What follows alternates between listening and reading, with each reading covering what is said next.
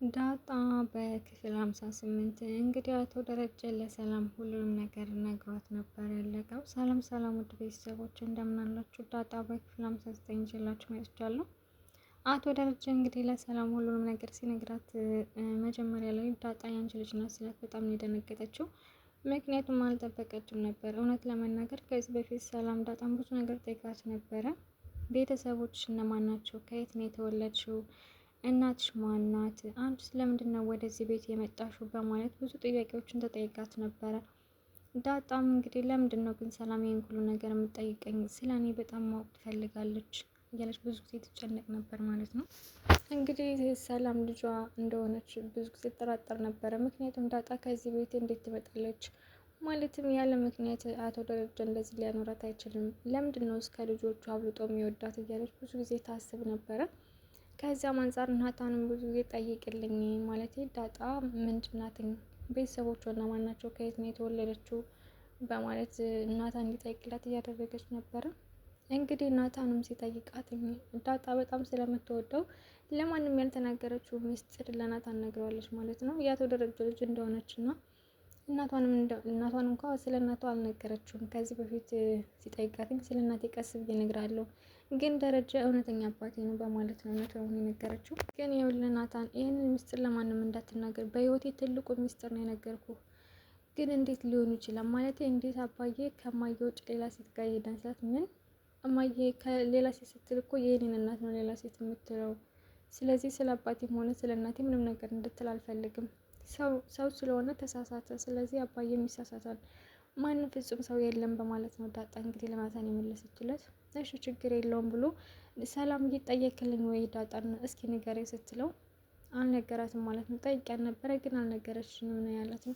ምክንያቱም ይህንን ምስጢር ለማንም እንዳትናገር፣ ይህንን ምስጢር ከተናገር የመጨረሻችን ነው የሚሆነው ብላ አስጠንቅቃ ነግረዋለች ዳጣ ማለት ነው ለናታን። ሰላም እሺ ይሁን ብላ እንግዲህ አቶ ደረጀን በጣም ስታስጨንቀው ንገረኝ፣ ካልነገረኝ ሁሉንም ነገር ሂጄ ለወይዘሮ ማርታ እናገራለሁኝ፣ ይህን ሁሉ አመት ታግሻለሁ፣ አንተም ለእኔ አስብልኝ ስትለው በቃ እንግዲህ በኋላ እውነታው መናገር አለብኝ፣ ይህን ሁሉ አመት እናትና ልጅ ተለያይተው ኑረዋል፣ ከእንግዲህ በኋላ ግን እውነታውን ለሰላም እነግራታለሁኝ። ዳጣም እናቷን ሰላም ልጇን ማወቅ አለባት፣ መታወቅ አለባቸው። በአንድ ቤት እየኖሩ በአንድ ጣራ ስር እየኖሩ አለመታወቅ ያማል። ስለዚህ እውነታውን መጋፈጥ አለብኝ በማለት ለሰላም እውነታውን ለመንገር በጣም ፈርቶ ነበር አቶ ደረጀ። እርግጠኛ ነኝ ሰላም፣ ግን መጀመሪያ ቃል እንድትገቢልኝ የምፈልገው ነገር አለ። ምንድን ነው? በቃ ዳጣ ያንቺ ልጅ እንደሆነች ማንም ሰው ማወቅ የለበትም። ማለት የመጀመሪያ ልጅሽን እነግርሻለሁ፣ ግን ያንቺ ልጅ እንደሆነች ለእሷ ራሱ መናገር የለብሽም። እናቷ እንደሆንሽ እንዳትነግሪያትም፣ ስለዚህ በልጆች ማይልኝ ብሎ ነው። አረ በፍጹም ጋሽ ይህንን ማድረግ አልችልም። ለምንድን ነው እንደዛ የሚሆነው? ማለት እኔ ይህን ሁሉ አመት ጠብቂያትኝ እሷም እንደዛው እኔን እየፈለገች ይሆናል። ስለዚህ እናቷን ማወቅ ትፈልግ ይሆናል። ለምንድን ነው የምደብቃት ስትለው፣ አይ በፍጹም ማወቅ የለባትም። እሷ አወቀች ማለት ሁሉም የቤተሰብ ሚስጥሬን አወቀ ማለት ነው። ስለዚህ በድብቅ ነው። አሁን ቃል ግቢልኝ ስላት እሺ ቃል እገባለሁ ስትለው ማለት ነው ሰላም በቃ ልጅሽ ዳጣ ናት ሲላት ምን ብላ ደንግጣ ራሷን የሳተችው። እንግዲህ ሰላም ራሷን ስታ ብዙ ጊዜ ሐኪም ቤት ነበረች የተቀመጠችው።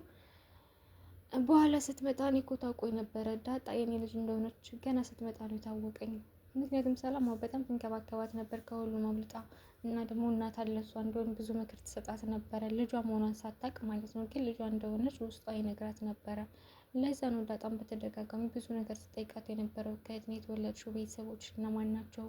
ብቻ ብዙ አይነት ጥያቄ ስጠይቃት እሷን በጣም ትጨነቅ ነበረ። ቆይ ሰላም ለምንድን ነው በዚህ ልክ ስለኔ ማወቅ የምትፈልገው? ናታን ራሱ ለምንድን ነው ግን ስለ ዳጣ ማወቅ የምትፈልጊው? አይ እንዲሁ ነው ዝም ብዬ ነው ትል ነበረ ሰላምዬ። እንግዲህ አቶ ደረጀ እውነቱን ሲነግራት በጣም ነው የደነገጠችው። እንዴት ሊሆን ይችላል? ይህን ሁሉ ዘመን ብቻዋን ልጅ ኖረች እያለች እንግዲህ ወደ ቤት ስትመጣ ምንም አይነት ነገር ማሳየት የለብሽም፣ ይኸውልሽ ከቀድሞ የተለየ ምንም አይነት ነገር እንዳታሳይ እባክሽን ሰላም ብሎ አቶ ደረጃ አስጠንቅቋት ነው ወደ ቤት ይዞት የመጣው። እንግዲህ ሰላም ወደ ቤት ስትመጣ ማንም አልነበረም። ወይዘሮ ማርታና ውሃ ብቻ ናቸው የነበሩትኝ። ዳጣን እየጠበቋት ነበር። ዳጣ ከውጭ ስትመጣ እንግዲህ ሰላም በጣም ነው ልክ የመጀመሪያ ጊዜ ሲገናኙ አድርጋ ነው ያሰበችው ማለት ነው። ምክንያቱም ከዚህ በፊት አብረው ነበሩ፣ አብረው ይውላሉ ምናምን፣ ነገር ግን ልጇ እንደሆነች አታውቅም ነበረ። እናም ስታያት በጣም ነው የደነገጠችው። ዝም ብላ እሷን ነው የምታያትኝ። ከዛ ሰላምዬ ብላ ዳጣም ስታውቃት በቃ ንቅ አድርጋ ዝምት እንዴ ምን ሆና ነው እያለች ነበረ ዳጣ ራሱ። በቃ ሰላም እባክሽ ተረጋጊ፣ ወደ ክፍላችን በቃ አሟታን መሰለኝ ብሏት ወደ ደረጀ። ምክንያቱም ምንም አይነት እንዳይታዩባት ማርታ እዛው ከሳሎኑ ስላለች ፈርቶ በቃ ዳጣ ወደ ክፍሏ እንውሰዳት ብለው ነው ይዟት የሄዱት። አቶ ደረጀ እባክሽን ሰላም ራስሽን ተቆጣጠሪ። ግድ የለም ጋሽ ራሴን እቆጣጠራለሁ፣ ግን ዳጣ ከኔ ጋር እንድትሆን እፈልጋለሁ። ዳጣ የትም መሄድ የለባትም። አዎ ጋሽ ችግር የለውም እኔ ከሰላምዬ ጋር እሆናለሁ። በቃ አንተ ሄድ ችግር የለውም እያለችው ነበር ዳጣ። እሺ በቃ ግን እባክሽን ሰላም ምንም አይነት ነገር እንዳታወሪ አይነት መስላት የነበረው። ግድ የለም ጋሽ ምንም አልልም። እንግዲህ አብረው ምግብ እየሰሩ ነበር ከዳጣ ጋር። ዳጣ ደግሞ ስለ ታሪኳ እያወራቻት ልክ እንደ እናትና ልጅ፣ ያው ዳጣ እናቷ መሆኗን ባታውቅም ግን ሰላም ልጇ መሆኗን ስላወቀች ምግብ እየሰራችላት እያጎረሰቻት ምናምን እንደ ዳጣ ከሳሽ እኮ ምናምን፣ ኧረ ሰላም ምንድን ነው እንክብካቤ ጨምሯል ምንድን ነው ማለት ይህን ሰሞን በጣም እየተንከባከብሽ ነው፣ ለምን ራስሽን አትንከባከቢም? ምን ተገኝቶ ነው እያለቻት ነበር። አይ መብላት ያለብሽ ምግብ ሲጀመር እየከሳሽ እኮ ነው እያለች እንግዲህ ምግብ እየሰራች እያጎረሰቻት ነበር። ወይዘሮ ማርታም እንደ ሰላም ለአንድ ቀን ብትታመም እኮ እንደዚህ ልጆች እኮ ድራሻቸው ጠፋ ማለቱን ተንጫጩ። ስለዚህ ሰላም ስትወልድ ሌላ ሰራተኛ መቅጠር አለብን። ግድ የለሽም ማርቴ፣ እሷ ሲጀመረ ራሷን ስታንም ልዳና ናት። ደግሞ ስራ ለስራ ካለች አትከልክሏትም፣ ግን እናንተ አግዟት ነው ያላት። አይ ደረጀ እንደው ሰራተኛ ቢቀጠር ጥሩ ነበረ፣ ግን እንደዛ ካለች ችግር የለውም። እኔ ምልክ ግን ያነ ልጅ እኮ አሁን ድረስ መጥቶ ኤቢን እያስቸግራት ነው። ማን ያነ ልጅ? ያው እንግዲህ ውሃ ናት የነገረቻት። ይኸውልሽ እማዬ እኔ እኮ ያነ አርጁን እኮ መጥቶ ሊመታኝ ነበረ። ምን ማነው አርጁን? ያነ ዱርዬ ነው አሁን የሚመጣ ማለት ነው። ኤቢን ያስቸግራታል። አዎ እማዬ ያስቸግረኛል። እጅ ወረኛ አንቺ ነው የሚያስቸግርሽ? ኤቢን ነው። እኔን ራሱ ሊመታኝ ነበረ፣ ግን እኔና ምጥን በድንጋይ መታና አባራር ነው እያለቻት ነበረ።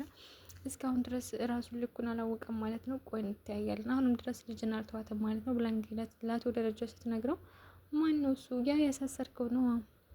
እስካሁን ድረስ አልተዋትም ማለት ነው ልጃችን። ችግር የለውም እኔ ራሴ ድጋሚ እንድታሰር ነው የማደርገው እንደዛ ከሆነ በማለት እንግዲህ አቶ ደረጃ ወስኗል። እኔ የምልህ ለምን ከዚህ ሁሉ የናትን አባት አታዋራውም እንዴ? ማርቲ ምን ማለትሽ ነው ደግሞ? ይህ በፍጹም የማይሆን ነገር ነው። ሲጀመር ናታንና ኤቢ አንድ ላይ መሆን አይችሉም። እንዴ ዳሬ ለምንድን ነው የማይሆኑትኝ? አንተ ለምን የናታን አባት አታዋራውም? እና ከዛ ሁሉም ነገር አንጨርስም ስትለው እኔ አላዋራውም። ሲቀጥል ደግሞ አቢጌል ዝም ብላ ነው። ናታን አቢጌልን አይወዳትም። ከማይወዳት ሰው ጋር ደግሞ መኖር የለባትም። አንቺ የዋህና ጥሩ እናት ስለሆንሽ አንቺ ያሰብሽ ብቻ እንዲሆን ነው የምትፈልጊው አይደል ማርቲ? እንደዛ ደግሞ አይሆንም በማለት እንግዲህ አቶ ደረጀ እየነገራት ነበረ። እንደሚታወቀው አቶ ደረጀ ከዚህ በፊት ናታንን አዋርዶት ነበረ። አንተ እውነትም ኤቢን ትወዳታለህ ወይስ አትወዳትም ሲለው እኔ አልወዳትም፣ ኤቢን ደግሞ ላገባት አልችልም በማለት ነው የናታን መልስ የነበረው። ወይዘሮ ማርታ እንግዲህ አቢጌል ድጋሚ ዋሽታታለች። ምክንያቱም እሱ ያለቻት ናታን ቀለበት ሊያስርልኝ የፈለጋን ትምህርቴን እንደጨረስኩ ነው ያለቻት። እሱ ግን እንደዛ አላለትም። በተቃራኒ አቢጌልን በጣም ነው የሚጠላት። እሷም ሲወጣ ሲገባ እኔን ካላገባኝ አለቅም ማለት እኔን ወደ ሳይሆን በግድ ታገባኛለህ እና ደግሞ ካላገባኝ ከዚህ ቤት ትወጣለህ እያለች ነበር። ኧረ እባክሽ እኔ እኮ ቸግሮኝ አይደለም ከዚህ ቤት የሚኖረው። ሲቀጥል ደግሞ እኔ አንቺን መቼም ቢሆን ላገባሽ አልችልም በማለት ነው ናታን እንግዲህ መመልሱ የነበረው። አቢጌል የሆነ ነገር ከፈለገች ያን ነገር ካላገኘች በፍጹም አድባ አትቀመጥም። ከቤታችን ውጣ ነው ያለችው ናታን እንግዲህ ማለት ነው። ከዚህ በፊት አብረው ብዙ ጊዜ ኑረዋል። ልክ ግን እሱ አቢጌልን ጸባዩን እንዴት አይነት ምን አይነት ሰው እንደሆነች የሆነ ነገር ከያዘች እንደማትለቅ ብዙ ጸባይ ብዙ መጥፎ ጸባይ እንዳለባት ስለሚያውቅ እንደውም ናታን በጣም ነው የሚጠላት እንኳን ሊያፈቅራት ቀርቶ ማለት ነው። እሱ ያፈቀረው እንግዲህ ዳጣን ነው። እንደውም ዳጣ ከባድ ነው። አቢጌል እኮ እህቴ ናትኝ ታውቃለህ። አሁን እኔና እሷ እኔ እህቷ እንደሆንኩ አታውቅም፣ ግን እህቷ እንደሆንኩ ስታውቅ ይከብዳል። እሷ አንተን ትወዳለች፣ ከዛ እኔን ልታገባኝ ነው፣ ግን ጥሩ አይመጣም እያለች ነበር። አይ ግድ የለሽም ዳጣ፣ ሲጀመር እኔ አቢጌልን ልወዳት አልችልም። አንቺ ራሱ የእሷ ባትሆኚ እኔ አቢጌልን ላገባት በፍጹም አልችልም ነው ያለ። እስኪ እንደዛ ከሆነ እናያለን፣ ግን ሳስበው ደስ የሚል አይመስለኝም እያለችው ነበር ዳጣ ለናታን። እንግዲህ ዳጣ ለአቢጌል በጣም ነው የምታስብላት። ሲጀመር አቢጌል የዳጣ እህት አይደለችም፣ ውሃ ብቻ ናት የዳጣ እህት። ምክንያቱም ወይዘሮ ማርታ አቢጌልን የወለደቻት ከሌላ ሰው ስለሆነ ማለት ነው። ያን ግን አቶ ደረጃ አያውቅም። ለዛ ነው ኤቢ በዚህ ልክ ክፉ የሆነችው። የአቶ ደረጀ ልጅ አይደለችም። አቶ ደረጀ ከዚህ በፊት ብዙ ነገር ብሏታል።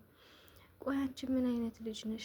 እኔ ከዚህ በፊት መኪና ውስጥ ካሜራ እንዳደረግሽ ማላቅ ነው እንደሚመስልሽ? እንዲ አባዬ እንዲሳወቅ የምን ካሜራ ነው? ተይ እባክሽ፣ ብዙ ነገር አድርገሽኛል። ቆይ እኔ አባትሽ አይደለሁም እንዴ? ቆይ እስኪ ንገሪ፣ ምንድነው ማወቅ የምትፈልጊው? ማወቅ የምትፈልጊውን ንገሪኝና ልንገርሽ።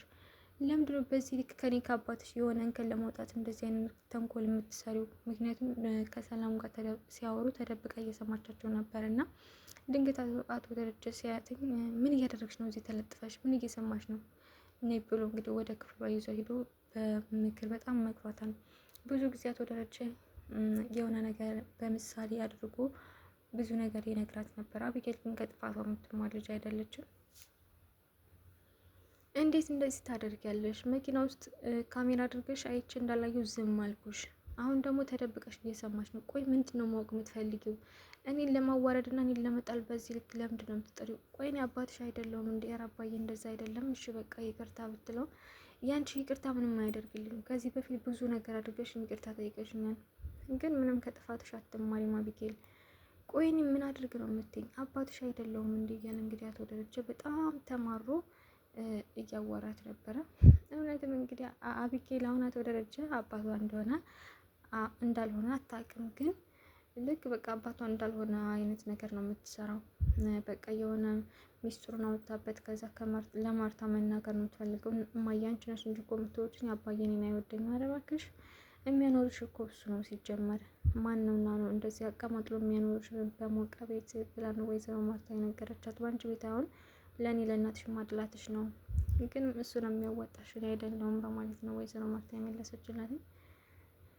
እንግዲህ ዳጣ ደግሞ ከቤት አልነበረችም ነው። ሰላም ቁርስ ሰርታ ቁርስ አምጪ ስትባል አይ ዳጣ ካልመጣች አትበሉም ብላ ከልክላቸው ነበረ። አቢጌል ደግሞ ዳጣ ማን ስለሆነች ነው ዳጣ ሳትመጣ አትበሉም የምትለው? ሲጀመር እሷ የማንም ዱርዬ ናት እንጂ የዚህ ቤት አካል አይደለችም። ስለዚህ ቁርሳችንን ታመጫለች ብላ ወደ ሰላም ሄዳ ነበረ። ቆይ ሰላም ለምንድነው ቁርስ የማታቀርቢው ስትላት፣ እንዴ ቆይ ዳጣ ትምጣና በአንድ ላይ ትበላላችሁ። ምን ማለት ነው? እኛ የማንን ዱርዬ አንጠብቅም። ስለዚህ የኛን ቁርስ ስጭን። ይችን ዳጣ የምትባል ልጅ ደግሞ አፍኛ ነው የምገላት ስትላት፣ ዝም በይ ብላ እንግዲህ በጥፊ ነው የመታቻት ማለት ነው። ሰላም አቢጌልን እኮ አንቺ ላይም በጥፊ የመታሽን?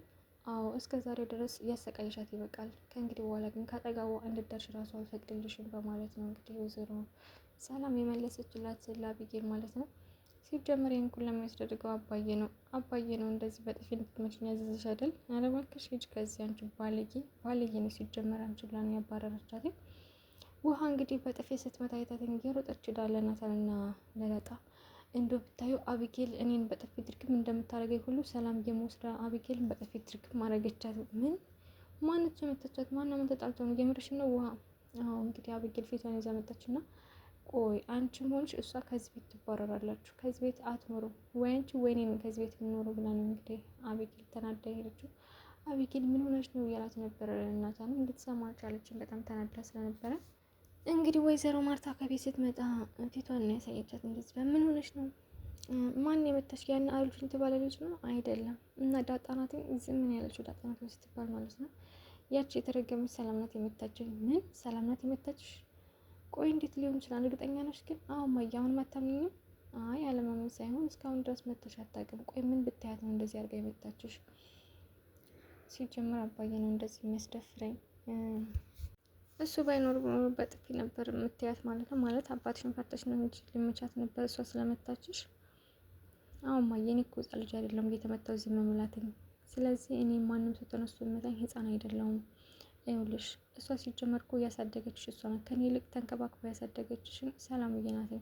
ስለዚህ እሷ ጋር መሳጠፍ የለብሽም። እና ደግሞ ሰላም ያለ ምክንያት አትመታሽም።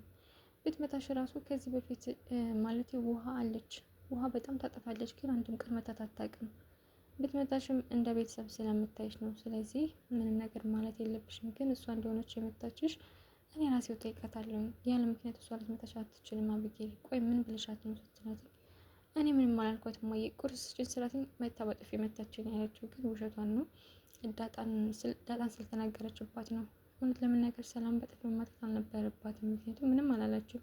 ቁርስ ስጭን ብቻ ነው ያለቻት። እና ደግሞ ሰላም ዳጣም የምትባለች አፍኝ ነው የምገላት ስላለች ያው ልጇ ስለሆነች ንዴቷን መቆጣጠር አቅቷት ነው አቢጌልን በጥፊ የመታቻት ማለት ነው ሰላም።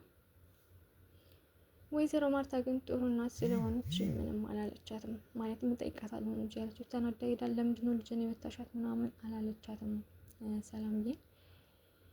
እንግዲህ ዳጣና ሰላም ደግሞ ፈቶ እየተነሱ ነበር። ናታን ፈቶ እያነሳቸው ነበረ። ወይ በጣም ነው የምታምሩት እና በጣም ነው የምታስቀኑት። አዎ ናታን አንተም ቀናህ እንዴ? ግን እኮ ቁርጥ እናትና ልጅ ነው የምትመስሉት። ናታን እንመሳሰላለን እንዴ ስትል፣ አዎ ትመሳሰላላችሁ። ግን ሰላም ለምንድን ነው ፎቶ ቤት ሄደሽ ማትነሹ? ሲላት፣ አይ እኔ የፈለኩት ከዳጣዬ ጋር መነሳት ነው። እና ሰላም እናትና ልጅ ትመስላላችሁ ሲላት፣ ግን እኮ ነን ያለችው። አዎ እናትና ልጅ እኮ ነው ስትል ዳጣ በጣም ነው የደነገጠችው።